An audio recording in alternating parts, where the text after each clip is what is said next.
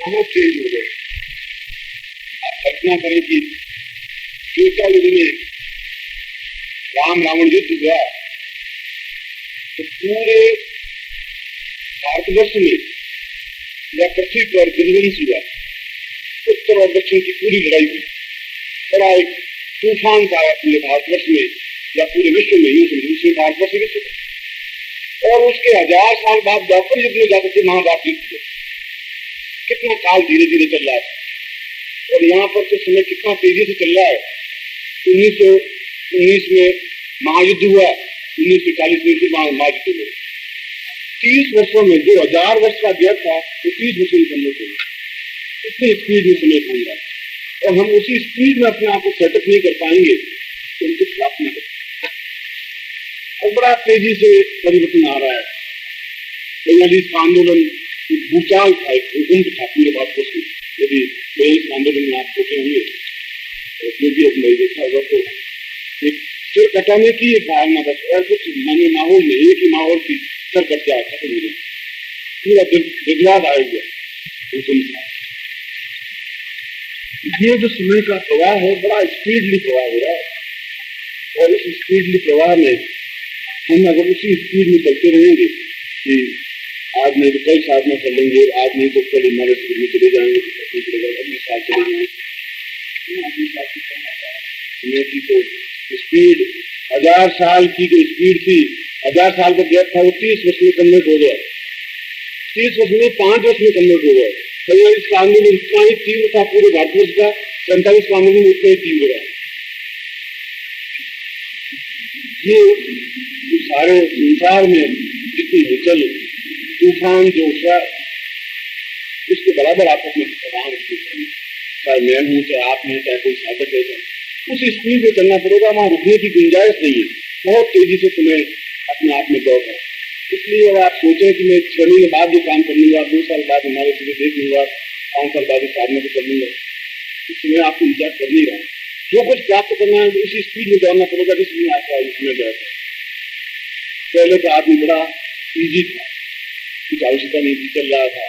1000, 2000, 10,000 साल बाद फिर कभी जल रहा था, जला पूरी धरती पर एक हलचल मचती और फिर शांत हो जाती। त्रेता युग में आई तो फिर द्वापर युग में आई और द्वापर युग के बाद में फिर 1919 में आई। उस बीच में कोई इतना महान युद्ध नहीं हुआ जिसमें पूरा भारतवर्ष का पूरा पृथ्वी या पूरा संसार ईंधन हुआ, ऐसा नहीं हुआ। पहले विश्व युद्ध में हुआ। मगर वो जो 1000 साल 800 साल का डिफरेंस था 1919 से 1936 में वापिस भी समाहित हो गया तो उसे पूरा संसार में लड़ गया। और तीसरा विश्व युद्ध में रूस नजारे बज रहे हैं और क्षेत्रीय स्पीड तो आप देख रहे हैं 42, 47, 47, बड़ा पूरा भारतवर्ष जिसमें इन्वॉल्व हो जाता है। ये सारा समय का प्रवाह है, बहुत गतिशील प्रवाह।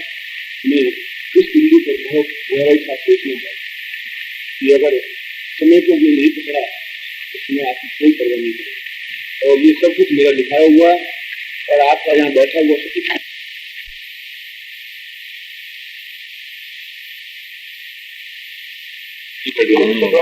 नहीं देंगे सर।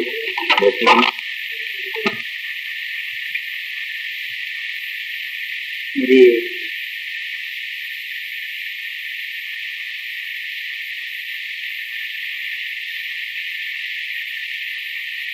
अपने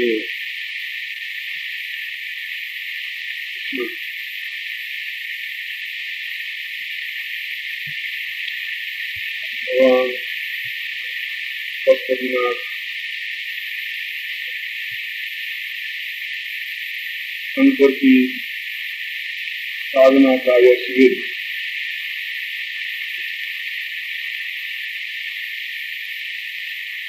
हमारे लिए एक महत्वपूर्ण शिविर रहा है। महत्वपूर्ण कई दृष्टियों से। एक तो हम ऐसे आराध्य के चरणों में बैठकर उनका वर्गहस्त को प्राप्त कर सकेंगे। और दूसरा, इस शिविर में कुछ ऐसी गोपनीय और महत्वपूर्ण साधनाएं प्राप्त हुई हैं जो वास्तव में ही दुर्लभ और अप्राप्त है। यह भगवान शंकर की ही आप पर विशेष पता है कि मुझे प्रेरणा दी इस प्रकार की साधनाओं को व्यक्त करने की, और आपको आशीर्वाद दिया कि जिसे आप प्राप्त कर सकते, क्योंकि इन साधनों का मूल्यांकन और महत्व हम गृहस्थ व्यक्ति आसानी से आंक नहीं सकते। इसका मूल्यांकन तो तब हो सकता है कि जब किसी उच्च कोटि के साधक या योगी के सामने इस बात को रखें कि ऐसी साधनाएं मुझे प्राप्त हुई, तभी वो इस बात को महसूस कर सकेगा कि ये साधक या तो बहुत उच्च कोटि के हैं, तब इस साधना में प्रवृत्त किया गया है, और तब वो आश्चर्य अनुभव कर सकेगा कि 20-25 वर्ष साधना करने के बाद जिनको इस प्रकार की साधनाएं, विधियां, मंत्र और योग ज्ञात होते हैं, वे भगवान शंकर ने आप लोगों को प्रदान किए हैं। यह उनकी अहैतुक आप पर पता है। इसीलिए ये सभी साधनाएं आप लोगों के जीवन में पुण्यदायक बने, श्रेष्ठ बने और जीवन को सफलता युक्त बनाने में सहयोगी है।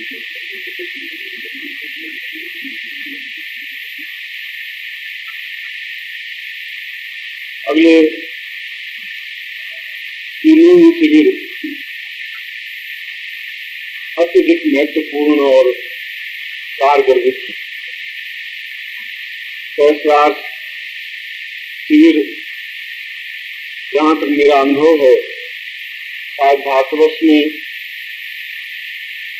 पिछले 100 वर्षों में पहली बार ऐसा शिविर लगा है। न कहीं मैंने सुना और न कहीं मैंने पढ़ा। कुंडलिनी जागरण से संबंधित शिविर तो शायद लगे होंगे, मगर सहस्रार जागरण से संबंधित शिविर पिछले कई 100 वर्षों से तो शिविर के रूप में नहीं लगे। व्यक्तिगत रूप से गुरु ने शिष्य को इस प्रकार की साधना ज्ञान दिया हो, वह गलत है। कर्म संन्यास साधना एक अद्वितीय साधना है। किस प्रकार से, किन साधनाओं से, किन युक्तियों से हम अपने जीवन के लक्ष्य तक, सिद्धासन तक पहुंच सकें, ऐसे कौन से तरीके हैं, किन मंत्रों के माध्यम से, किन क्रियाओं के माध्यम से हम उस स्तर को प्राप्त कर सकें जिस स्तर को प्राप्त करने के बाद सिद्धासन में प्रवेश पाया जा सके। इसलिए उसका नाम तो कर्म संन्यास शिविर है, मगर सही अर्थों में वह जीवन का एक आश्चर्यजनक शिविर है जो उन स्थितियों, उन कार्यों, उन विचारों, उन चिंतनों और उन मार्गों का दिग्दर्शन करा सकेगा जिसके माध्यम से हम उस स्थान पर पहुंच सके जो हमारा अभीष्ट लक्ष्य रहा।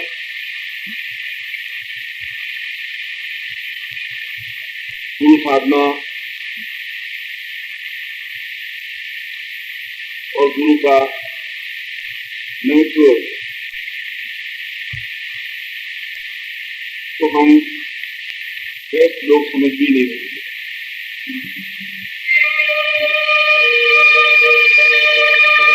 गुरु और शिष्य क्या होता है इसको समझने के लिए एक दूसरे हृदय की और दूसरी आंख की जरूरत होती है। उस दूसरी आंख से हम गुरु को समझ सकते हैं, दूसरे प्रकार के हृदय से ही हम इसका मूल्यांकन आंक सकते हैं। जो अपना सब कुछ बांटने के लिए तैयार रहता है, एक ऐसा संबल, एक ऐसा सहारा हर क्षण हमारे पास रहता है जो हमें बराबर अभिभूत किए रहता है। पांडे जी अभी गुरु से संबंधित स्तुति पढ़ रहे थे और मैं इन पंक्तियों के बीच मेरा चिंतन, मेरा ध्यान एक क्षण के लिए उस स्थान पर पहुंचा जब मैं शिष्य था और गुरु के चरणों में। मैं सोचता हूं कि मैं अपनी सारी जिंदगी तोड़ करके भी ऐसे क्षणों को वापस प्राप्त नहीं कर। मैंने तो जिंदगी के गुरु के रूप को भी देखा है, देख रहा हूं, और शिष्य के रूप को भी देखा और महसूस किया। वास्तव में वह एक अद्भुत और आश्चर्यजनक आनंददायक दृश्य विधान होते हैं जब हम अपने गुरु के पास होते हैं, उनसे चर्चा करते हैं। एक ऐसा सहारा, एक ऐसा संबल मन में बराबर रहता है कि कोई हमारा है और अपने आप में पूर्ण हो, जो किसी भी रूप में हमें पीछे चलने के लिए बाध्य नहीं करता, जो बराबर हमें आगे बढ़ाने के लिए प्रेरित करता हो, जो हमारे सुख दुख में सहायक है, जो हमारी बात सुनता है वो हमारे बीच में। मगर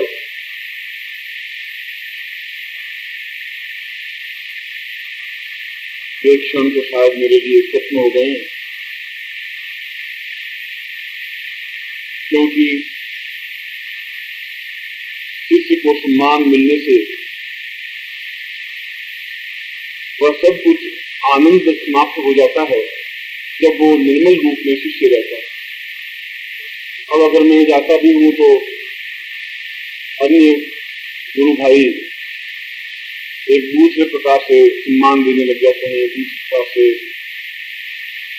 बातचीत करने लग जाते हैं और मुझे वो बहुत अच्छा लगता है। मैं वैसा ही चाहता हूँ जिस रूप में था, मगर शायद जीवन के एक क्षण प्राप्त होंगे। भगवान शंकर से यही बारंबार प्रार्थना है, मेरा सब कुछ लेकर के भी मुझे वो क्षण वापस लौटा दें जब मैं उनके चरणों में बैठ सकूं, उसी तरह से मैं विचरण कर सकूं और जीवन का पिछला सारा हिस्सा वही स्वाध्याय में और दूसरों को साधनाओं में, उच्च कोटि की अद्वितीय साधनाओं को सिखाने में व्यतीत कर। और मैं सोचता हूँ कि यही जीवन का उत्कर्ष है, यही जीवन का पुण्य है कि हम शिष्य बने रह सकें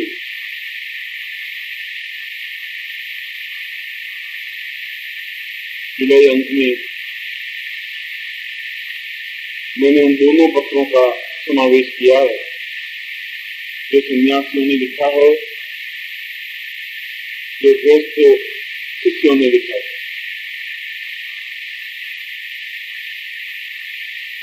उन्होंने गुजरात में घूम घाम करके, महाराष्ट्र में विशेषकर घूम करके तो प्रामाणिक 25,000 हस्ताक्षर करवा करके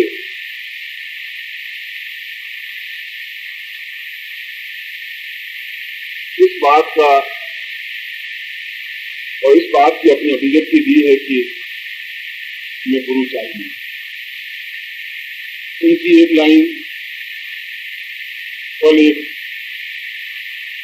बहन का पत्र मिला था, एक शिष्या का, गृहस्थ शिष्या का, और वो एक पंक्ति मुझे बराबर 24 घंटों से मथती रही है। उसमें लिखा है कि इन सन्यासी शिष्यों को तो फिर भी यह एहसास था कि कभी न कभी हमारे गुरु हमें मिल जाएंगे, मगर हम किस एहसास के भरोसे जिंदा रहे, मैं तो यह भी एहसास नहीं करें। यह एक उनकी हृदय की वेदना है, एक चक्राट है, अपनी अभिव्यक्ति है, अपनी बात।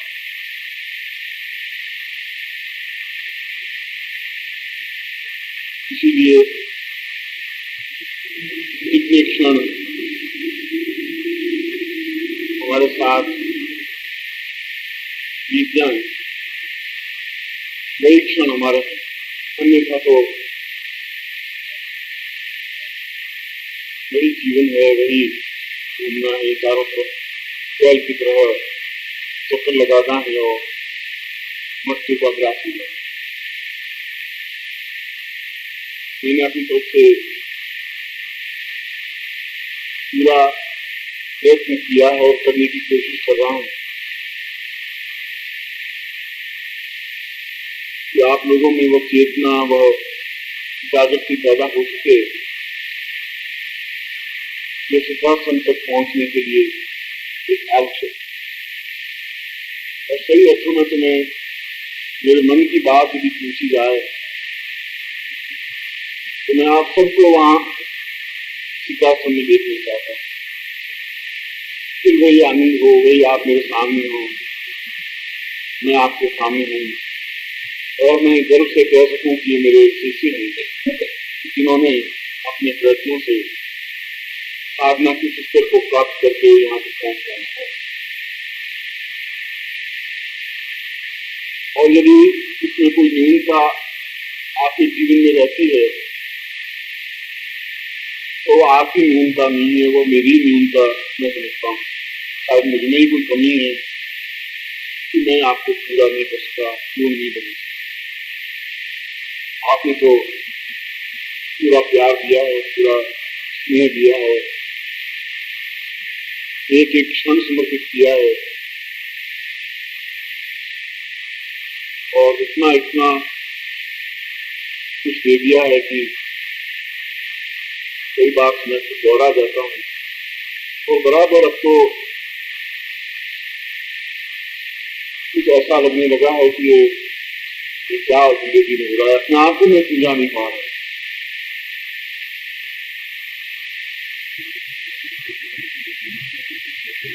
फिर भी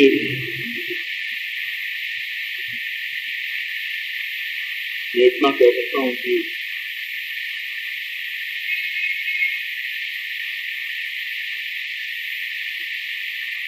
आप मेरे हैं और ये शब्द बहुत बहुत गहरे। किसी को अपना कह देना तो मामूली बात नहीं है। कभी आप अपने दिल में झांक करके देखिए, तभी मेरा एहसास मालूम पड़ पाएगा।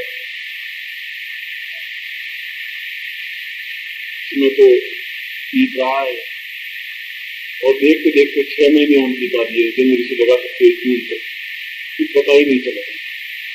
और इसी प्रकार देखते देखते वापिस अगला जून जुलाई आ जाएगा। और हमेशा के लिए बिछुड़ने का एक क्षण आ जाएगा।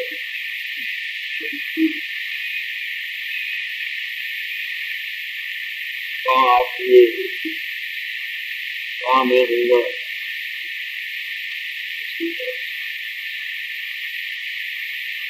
मगर मैं कहीं पर भी रहूंगा,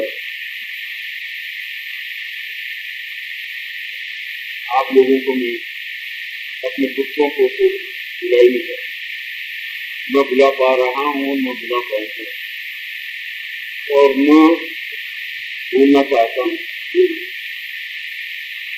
और मेरे पास और है भी क्या, शिष्य है और उनका प्यार है, उनका अपने है और उनका आदेश नहीं है। इसीलिए मैं हिमालय से व्यवस्था की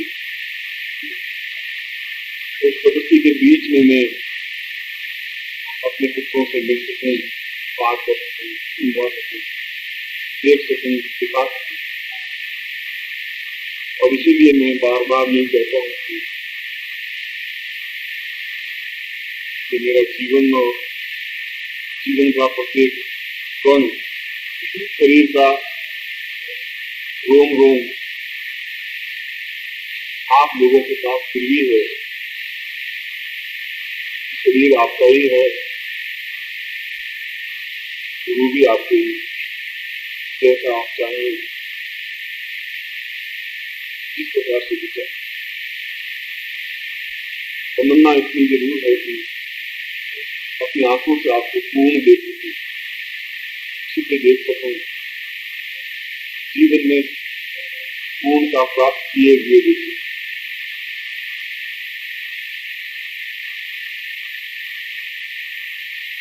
अगर मेरे प्राणों को देख के भी मैं आपको पूर्णता दे सकूं तो मेरे लिए तो बड़ी बात थी। मैं आपको अपने हृदय से आशीर्वाद प्रदान करता हूँ। आप वहां कहीं भी रहें, किस रूप में भी रहें, बराबर याद बनी रहे।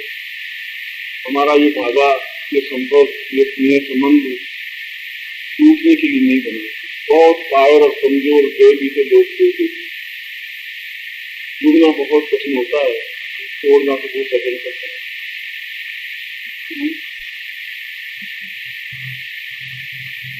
मैं तो आपको अपने प्राणों के साथ आशीर्वाद देता हूँ और आशीर्वाद देता हूँ कि मेरा सब कुछ आपको प्राप्त हो जाए और आपको